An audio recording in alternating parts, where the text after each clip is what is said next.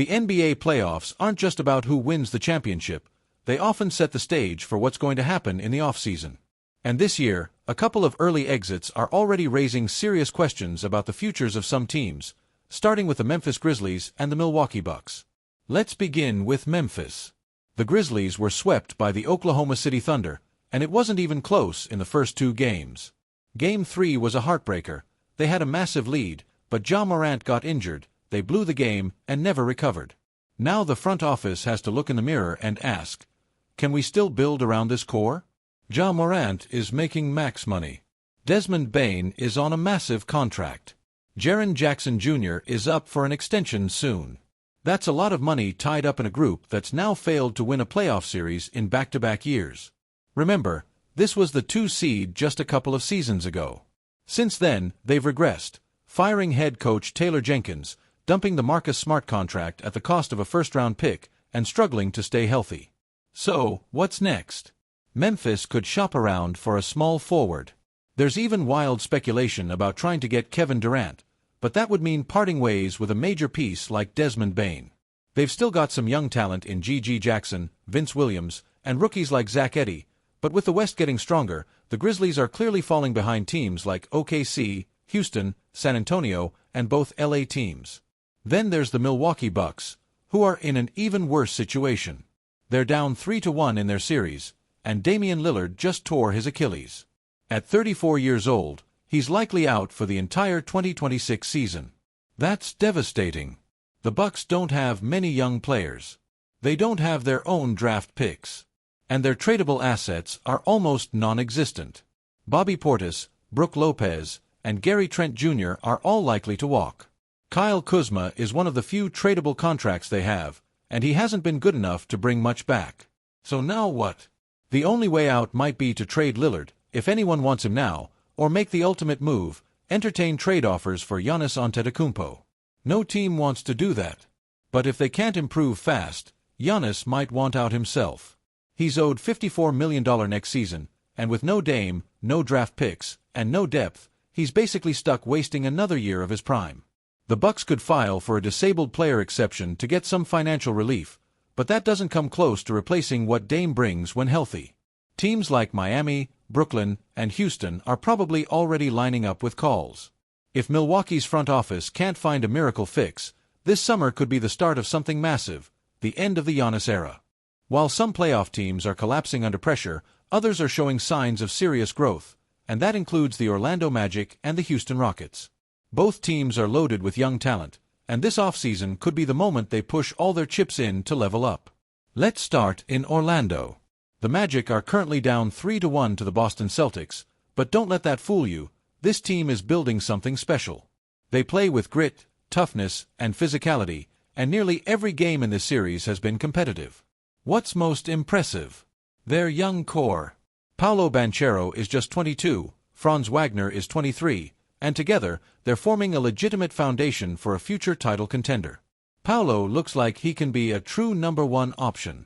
Even when he was battling injuries earlier this year, he continued to show flashes of greatness. But here's the problem. He and Franz can't do it alone.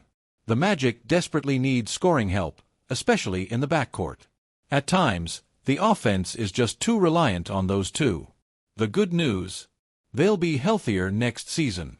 Jalen Suggs and Moritz Wagner are expected back, and they've got 2 first-round picks to work with this summer. But that's not enough. If Orlando is serious about winning, they can't just draft more prospects. They need proven scorers. A few names to watch in trade or free agency: Kobe White, Ty Jerome, Colin Sexton, and Cam Johnson. These aren't superstars, but they can put the ball in the hoop. And honestly, Orlando doesn't need elite defenders.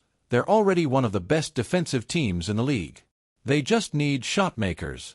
Guys who can space the floor, relieve pressure off Paolo and Franz, and turn this team from promising into dangerous. Now let's talk about Houston. The Rockets have had a strong season, pushing the Warriors in the first round, but the flaws are showing. Jalen Green is inconsistent. One night he looks like a future All-Star, the next he completely disappears.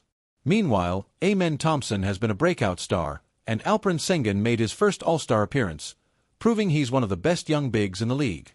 The Rockets are one of the most physical teams in the West, but they're lacking experience.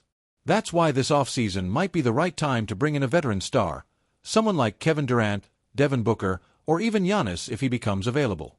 And guess what? Houston has the assets to do it. They own multiple first-round picks from the Suns and the Nets. They could easily match salaries using Fred VanVleet's $40 million option or Dylan Brooks' contract, and they have a deep young core to build a trade around. One potential trade partner? The Phoenix Suns. If Phoenix decides to move on from Durant and rebuild around Devin Booker, Houston could make a compelling offer, a mix of picks, young talent, and salary-matching vets. It makes sense for both teams. Bottom line, Orlando and Houston are on the rise. But if they want to stop being just young and promising and start being real playoff threats, this offseason is where it happens. The right trade, the right signing, it could change everything.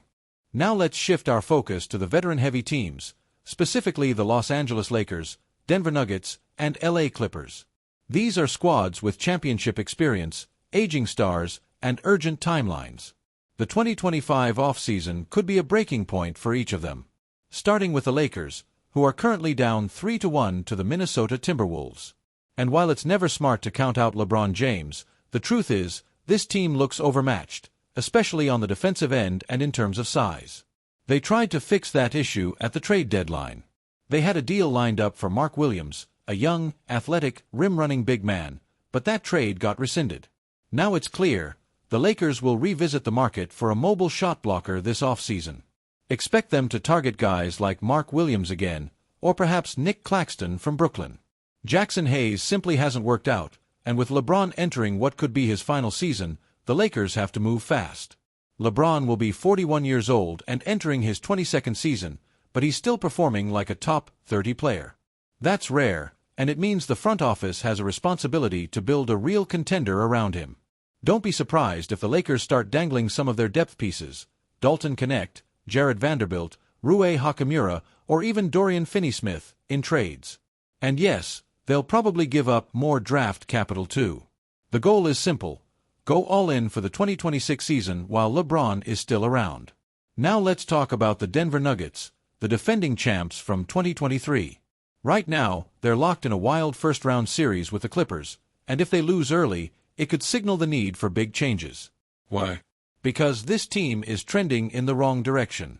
They won it all in 2023, then lost in the second round in 2024, and now, if they go out in round one, that's clearly a step backward. In that case, expect Denver to get aggressive.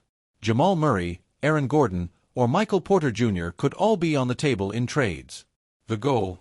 Rebuild a stronger, more balanced roster around Nikola Jokic. There's another factor: money. The Nuggets are getting more expensive, and ownership hasn't always been willing to dip deep into the luxury tax. So if Denver loses early, look for a shakeup, not a rebuild, but definitely a retool. Finally, the Clippers. They're also aging, but their situation is a little different. If they lose a tight competitive series to Denver, they might decide to run it back, keeping Kawhi Leonard, James Harden, and maybe even re-signing Ben Simmons on a team-friendly deal. The Clippers front office might believe that health was the only thing holding them back this year. So while they could tweak the roster around the edges, they're less likely to blow things up. It's more about fine-tuning than overhauling. But again, all of this depends on how things end in the playoffs. One bad series can change everything. And for teams like the Lakers, Nuggets, and Clippers, time is not on their side. Beyond the big-name teams and obvious playoff contenders, there's a wave of off-season uncertainty building across the league. Several franchises are sitting on the edge, not quite rebuilding, not quite contending, but just one major move away from changing everything. These are the wild cards that could reshape the 2025 offseason. Let's start with the New York Knicks.